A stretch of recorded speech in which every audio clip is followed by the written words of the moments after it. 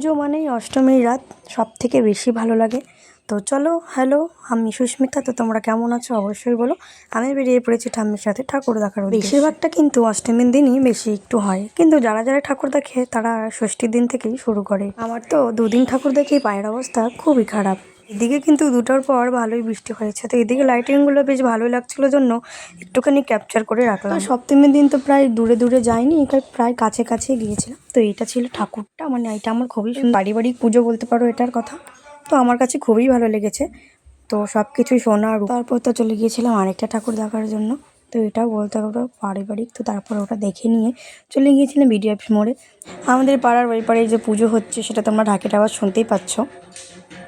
তো কোনো সমস্যা নয়, তোমাদের জন্য ব্লগ তো রেডি করে দিতেই হবে। এটাও কিন্তু অসাধারণ হয়েছে, তোমরা দেখলেই বুঝতে পারবে। তো এটা হলো আরেকটা ঠাকুর, এটাও আমার কাছে খুবই ভালো লেগেছে। তারপর ফুচকা টুচকা খেয়ে চলে এসেছিলাম আরেকটা মন্দিরে, তো এটাও বেশ ভালোই হয়েছে। তারপর তো চলে গিয়েছিলাম রেস্টুরেন্টে কিছু খাওয়ার জন্য।